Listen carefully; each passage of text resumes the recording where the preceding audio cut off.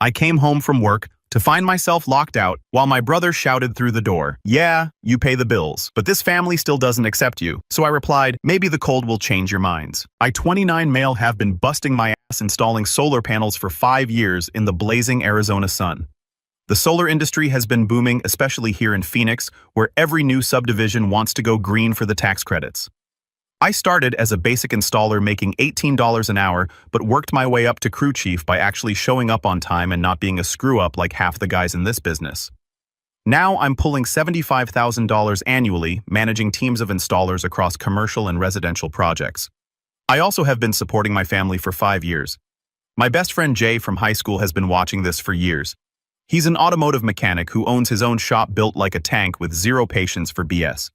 His assessment of my situation: "Dude, you're like a financial Stockholm Syndrome victim. These people are bleeding you dry and you keep saying thank you afterward." Jay's the kind of friend who will tell you exactly what you need to hear, even when you don't want to hear it. He's been successful because he treats people fairly, but doesn't take crap from anyone. The only other one who seemed to understand how messed up things were getting was my cat Larry. This fat orange tabby has been with me for 3 years, and he judges people better than most humans. Here's how this whole mess started. When Dad got laid off in 2019, they were 3 months behind on their mortgage with foreclosure papers already filed. The bank wasn't playing games. They had 60 days to come up with $4,200 in back payments plus penalties, or they were out. I had just gotten promoted to crew chief, making $65,000 annually, which felt like hitting the lottery after years of scraping by. Instead of lending them cash, they'd never pay back. I made what I thought was a smart move. I bought their house outright for $180,000, used my entire savings account, took out a small personal loan, and liquidated my 401k early with penalties. Put the deeds solely in my name for tax protection, and told them they could gradually pay me back over time. The house itself is a decent 3-bedroom, 2-bath ranch built in the 1990s. It's in a solid neighborhood with good schools and low crime. Property values have been climbing steadily, so it should be worth around $220,000 now. The mortgage they couldn't afford was only $850 monthly, which should have been manageable on 2 incomes. But Rick and Linda have never been good with money. Over the next 4 years, they never paid me back a single dollar. Not one. I kept detailed records of every expense: property taxes, $3,200 annually, homeowner's insurance, $1,800 annually, and every major repair. New roof in 2023. After hail damage, $12,000. HVAC replacement. When the old unit died during a heat wave, $8,500. Plumbing issues from tree roots, $2,400. Garage door replacement, $1,600. Paint job for the exterior, $3,800. All out of my pocket, while they acted like they were doing me a favor by living there. The financial strain was brutal. I was essentially supporting 3 adults on my salary while trying to save for my own future. I had to postpone buying my own house, couldn't afford to upgrade my truck, and watched my savings account hover near zero for years. Meanwhile, they were living mortgage-free in a house that would have cost them $1,200 monthly to rent elsewhere. My parents, Linda and Rick, are both 52 and act like the universe revolves around them. Rick claims his back is too damaged for work after his layoff from a warehouse job, but somehow spends 12 hours daily rebuilding his 1985 Camaro in my garage. Linda works maybe 15 hours weekly at a beauty salon called Sheer Perfection. And yes, it's as tacky as it sounds. She spends more time gossiping about customers than actually cutting hair, then comes home complaining about her exhausting job. My brother Josh, 24 male, is professionally worthless. This kid has bounced between Arizona State University, dropped out after 1 semester, Phoenix Community College, dropped out twice, Universal Technical Institute, graduated but never used his automotive certification, and probably 30 different jobs. He's worked at GameStop, Best Buy, 3 different restaurants, a call center, and various temp agencies. Never lasted more than 6 months anywhere. Currently, he's building his brand as a freelance graphic designer, which means he makes about $200 monthly designing terrible logos for his stoner buddies while acting like he's the next Steve Jobs. Josh is the type who will eat your food, use your Netflix password, borrow your tools, then talk about you to anyone who will listen. The worst part was how they treated me in front of others. Josh would invite friends over to my house, act like he ran the place, then make jokes about me being the moneybags. Rick would complain about being micromanaged by his son over house repairs. Linda would tell her sisters I was always having opinions about their decorating choices in my house. She'd spend my money on throw pillows and wall art, then act like I was being unreasonable for questioning the expenses. Last year, she wanted to redo the kitchen with a $15,000 renovation money I didn't have and got mad when I said no. But the breaking point came on New Year's Eve 2023, and it changed everything. December 31st, 2023. I'm standing at the front door of my house with arms full of groceries and party supplies I'd bought for their New Year's celebration. Temperature's about 20 degrees unusual for Arizona, but we were having a cold snap. Mom opens the door like I'm some door-to-door salesman trying to sell her solar panels. Her face goes completely blank when she sees me like she's looking at a stranger. You must have the wrong house. I'm standing there confused as hell. Mom, it's me. What are you talking about? She stares at me with these dead eyes. I don't know who you are. Then she starts closing the door. The door. I'm holding hundreds of dollars worth of their party supplies. And she's literally shutting me out like I'm some random person who wandered up to the wrong address. Are you serious? I bought all the food and drinks for tonight. We don't need your charity? She snaps and slams the door in my face. I stood there for 10 minutes in the cold, hearing them laughing and music playing inside. I could smell the barbecue from the backyard. They were grilling steaks. My phone buzzes. Text from Josh. Don't take it personal, bro. Mom said you weren't invited this year. Something about needing boundaries and positive energy only. Maybe find some friends your own age. That's when I heard Rick's voice through the window loud and clear. Maybe now he'll learn that throwing money around doesn't make you family. Kid thinks he owns us just because he pays some bills. Then Josh's voice even clearer. Honestly, it's pathetic. He's 29 years old and still trying to buy our love. Maybe getting locked out will teach him some self-respect. I heard Linda laugh and agree. He's been way too involved in our business. The words hit me like a freight train. I literally did own them. I owned the house they were sitting in, making jokes about me. I owned the roof over their heads, the walls around them, the foundation they were standing on.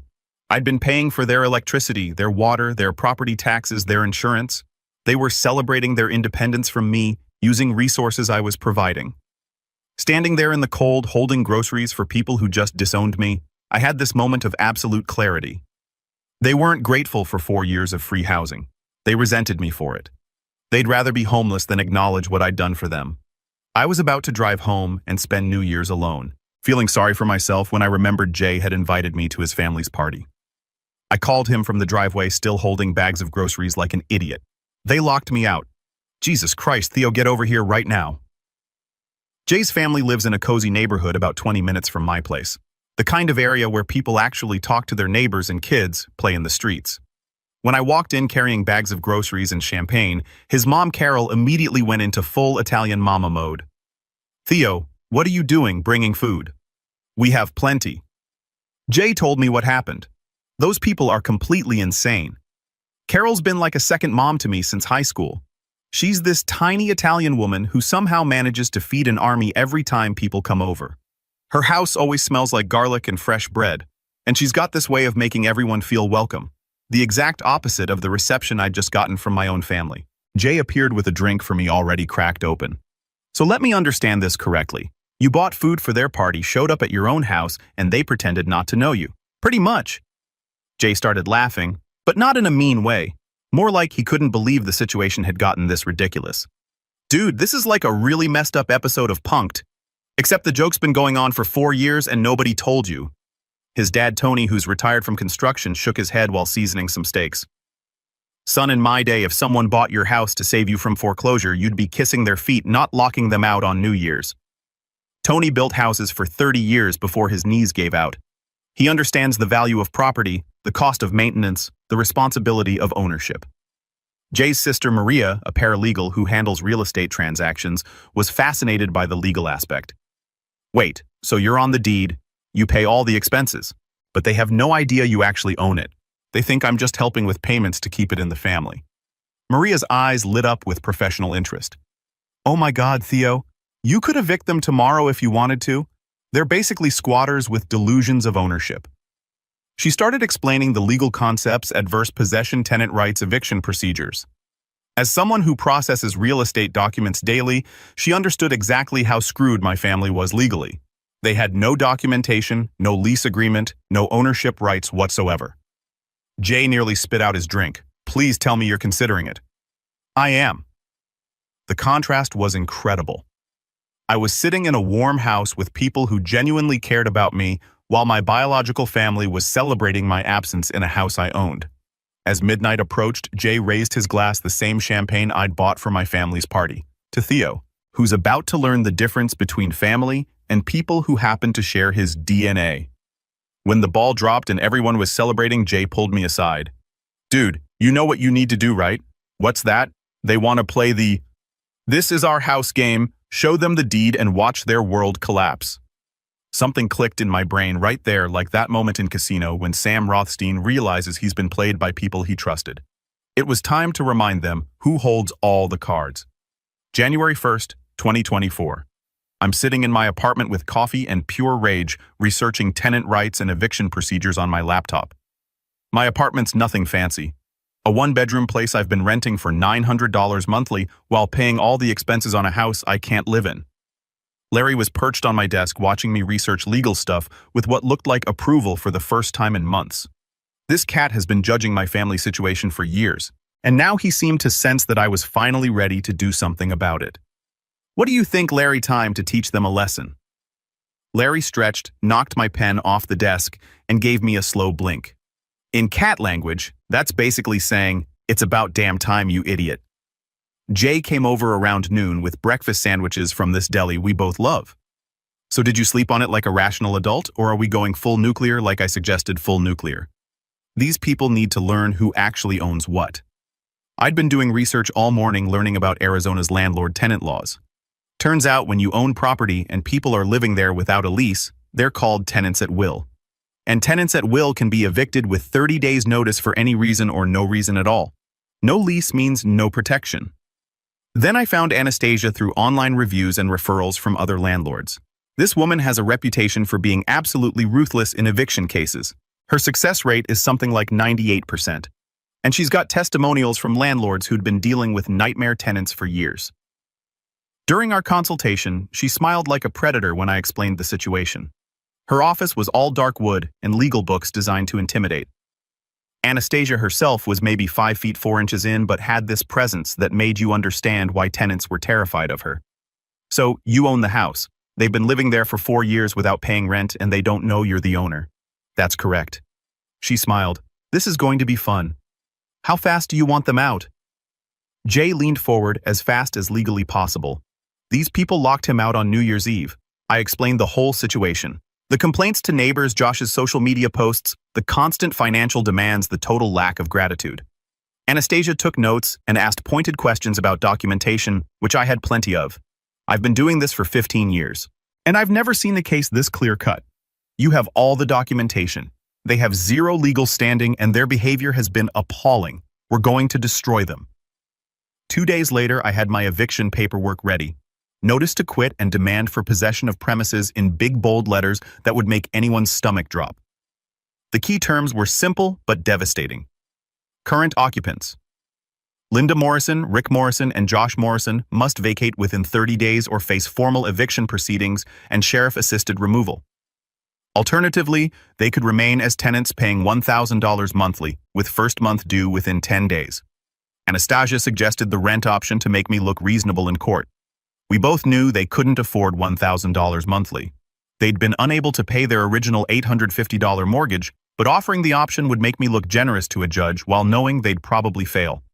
The rent option serves multiple purposes, Anastasia explained. It makes you look fair and reasonable. If they take it and fail to pay, you get them out even faster. If they refuse it, you look like the good guy who tried to work with them. When I got home with the papers, Larry took one look at the legal documents and sat up straight and slow-walked at me like he was saying, "Finally, you're not being a complete pushover." Jay read through the eviction notice and started grinning. This is beautiful. January 3rd. I drove to my house with the papers and a process server Anastasia had arranged. Jay insisted on coming for the show. I wouldn't miss this for anything. This is better than any movie. Rick answered the door in his bathrobe, looking hungover and confused. His face went from annoyed to genuinely bewildered when he saw me with some official-looking stranger in a suit. "Theo, what are you doing here? And who's this guy?" The process server stepped forward with professional efficiency. "Richard Morrison. You're being served with legal notice regarding this property. He handed Rick the papers with a receipt to sign. Service completed. Good luck. Jay was standing behind me trying not to laugh as Rick's face went completely white reading the first few lines. The color drained from his face as he realized these weren't fake documents or some kind of prank. What the hell is this? Theo, what's going on? Read it carefully, Rick. Linda rushed to the door, grabbed the papers from Rick's shaking hands. Her voice went up an octave as she read, "This has to be fake. We own this house." Josh appeared behind them with his usual immediate aggression instead of trying to understand the situation. "This is BS, Theo. You can't just make up some fake legal papers. Check the county records, Linda. My name's been on the deed for 4 years. You've been living in my house rent-free while treating me like garbage." That's when Josh completely lost it, which was exactly what I expected. "You're such a lying piece of... There's no way you own this house. You're just trying to scare us because you're mad about New Year's. Josh, the county records are public. You can look them up online right now on your phone. Screw that. This is our house. We're not going anywhere. You want us out, come and make us leave." Jay stepped forward, all 6'2" of him. Kid threatening the actual property owner isn't the smartest legal strategy. Instead of taking the notice seriously or trying to understand their legal situation, they decided to fight it. Josh convinced Rick and Linda that I was bluffing, that the documents were fake, that they could hire a lawyer, and expose me for trying to steal their house. The delusion was incredible to watch. The family drama exploded within hours. My phone started blowing up with calls from relatives who'd heard Linda's dramatically edited version of events. Most were predictably taking her side without asking for details or trying to understand the actual legal situation. Aunt Carol called crying about how I was throwing family onto the streets. Cousin Jenny sent a series of angry texts about family loyalty and blood being thicker than water.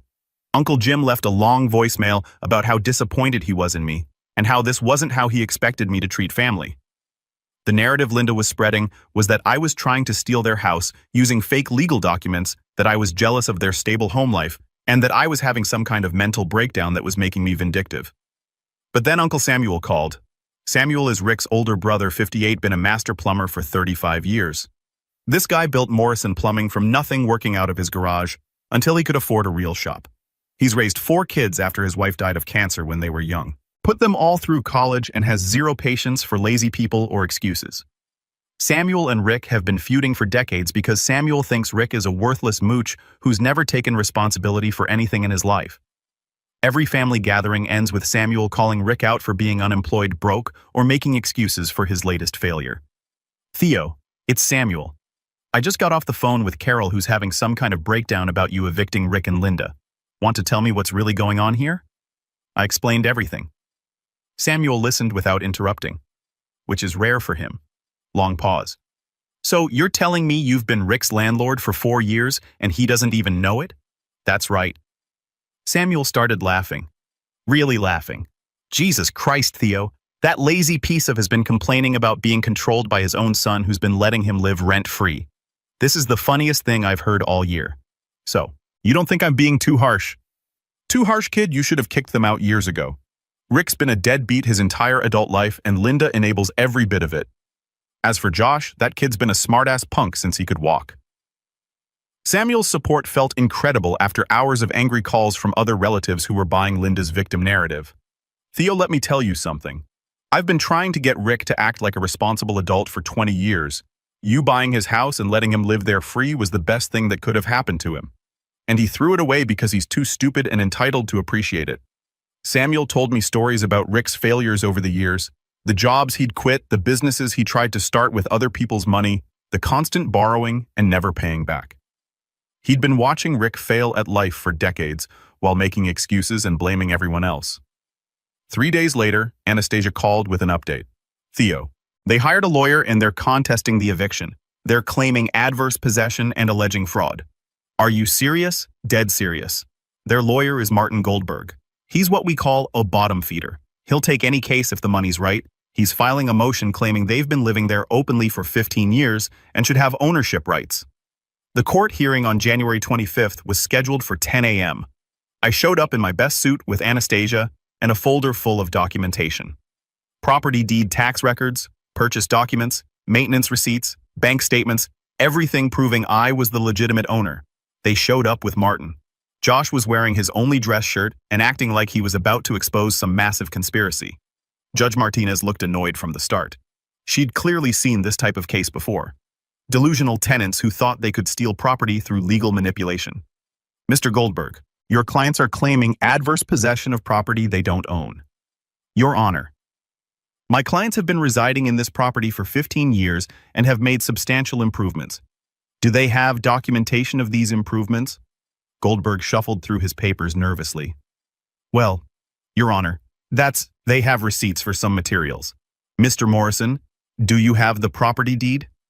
Anastasia stood up with crisp professionalism. Yes, Your Honor. Mr. Theo Morrison has been the sole owner since 2019 when he purchased the property to prevent foreclosure. And the defendants knew about this purchase.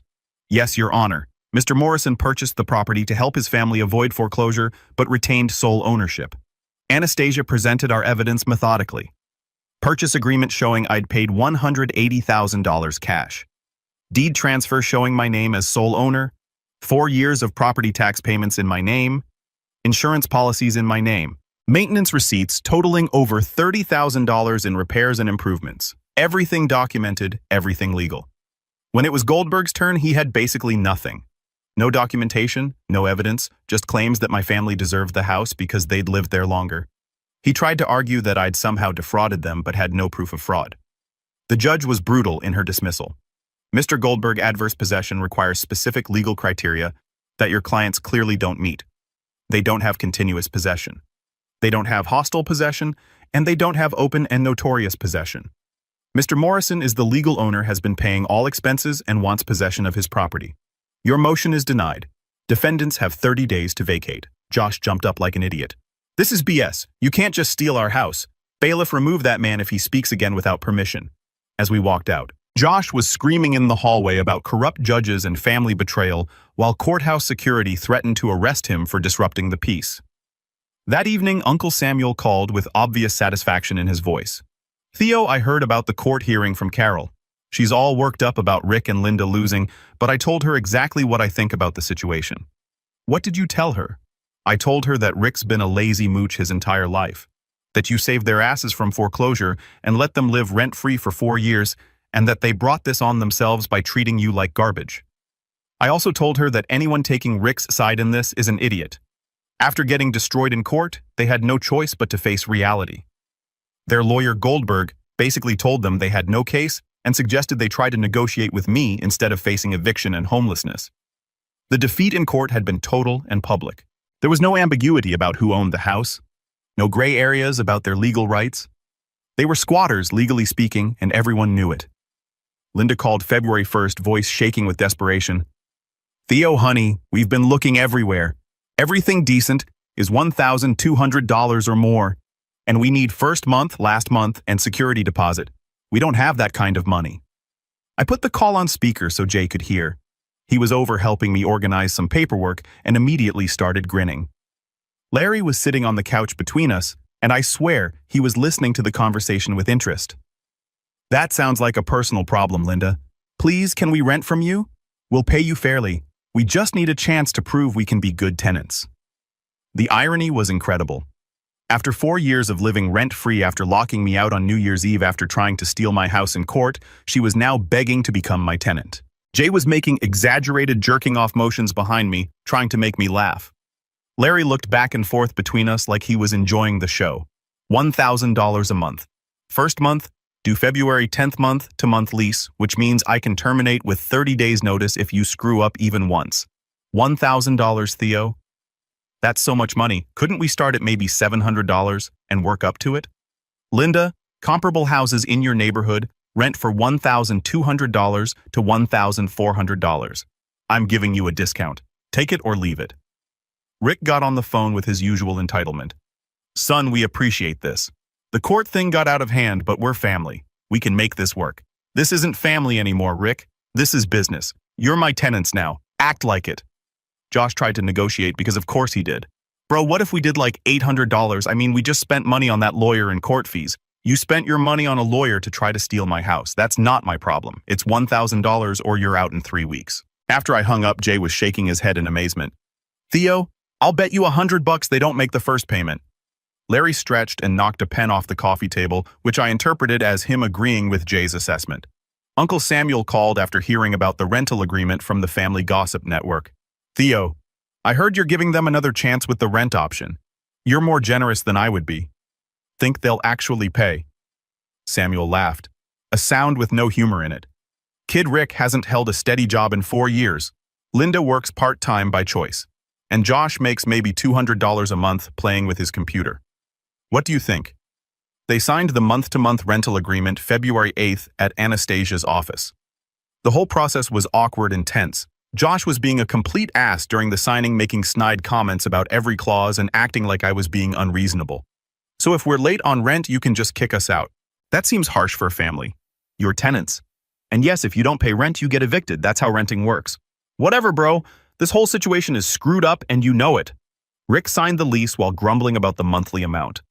Linda kept asking questions about utilities and maintenance responsibilities. The whole time I could see them mentally calculating whether they could actually afford the payments. Anastasia was professional but clearly enjoying the situation. Mr. Morrison, I'll keep the eviction paperwork ready. Based on my experience, you'll probably need it within 30 days. February 10th came and went. No rent payment, exactly like Samuel and Jay predicted. February 12th.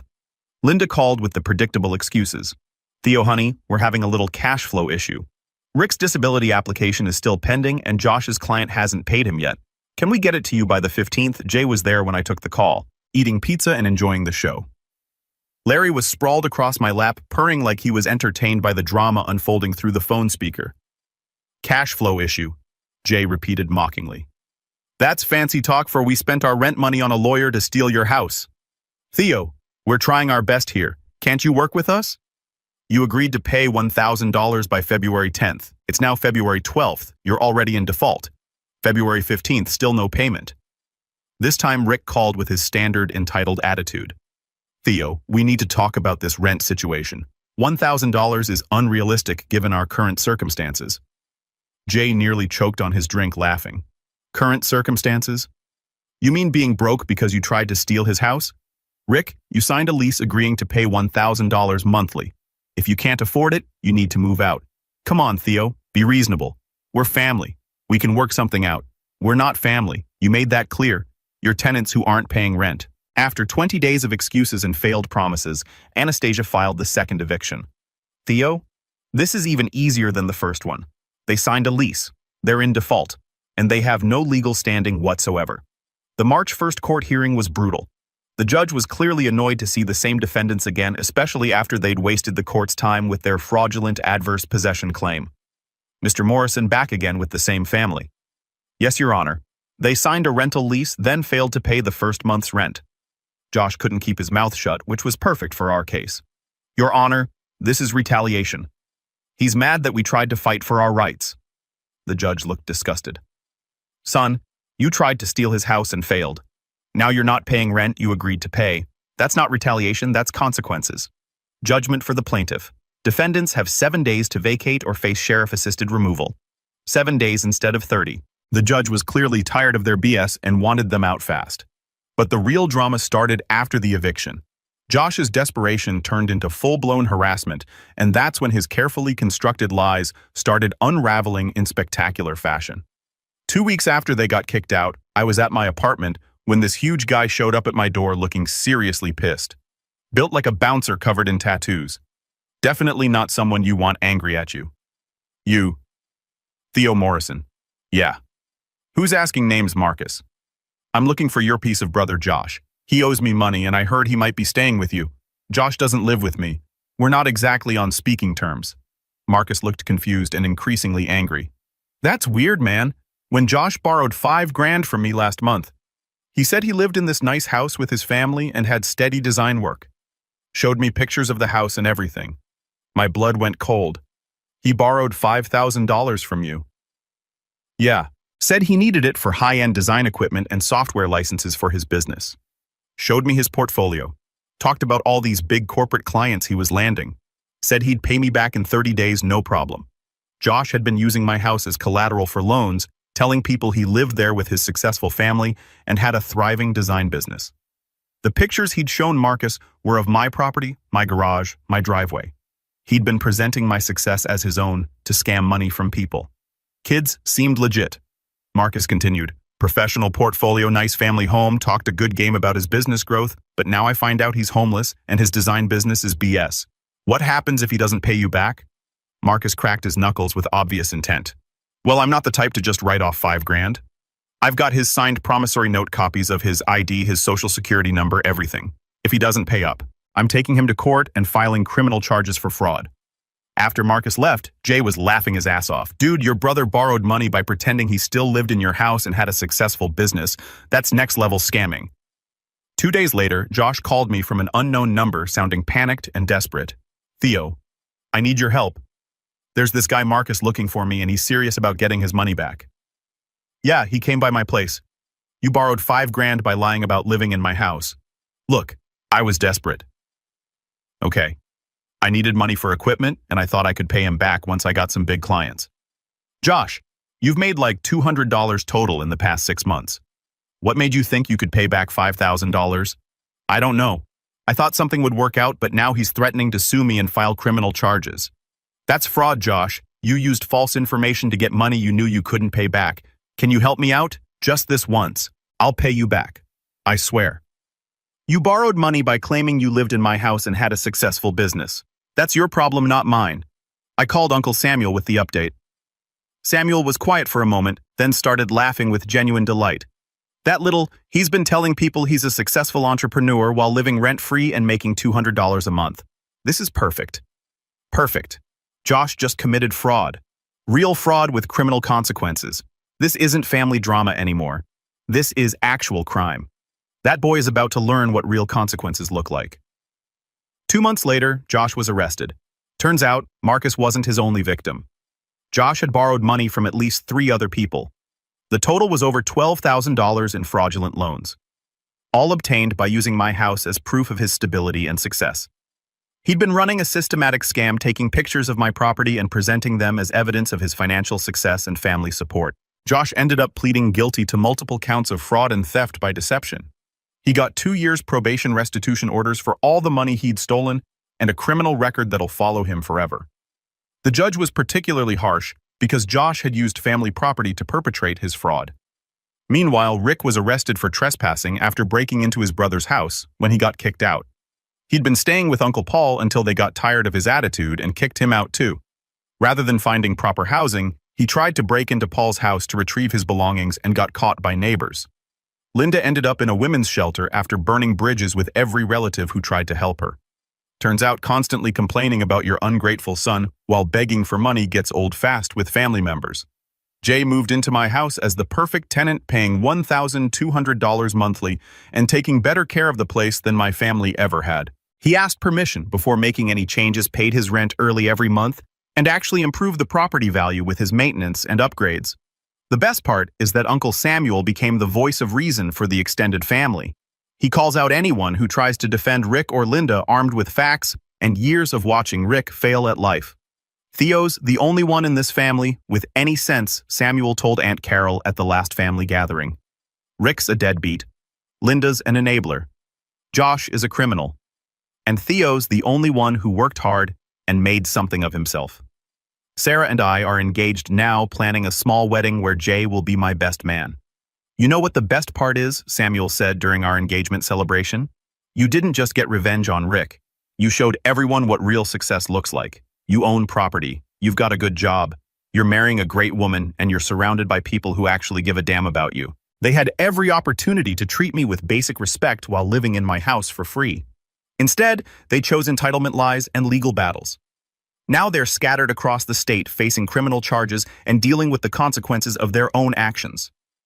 While I'm thriving, some bridges need to be burned.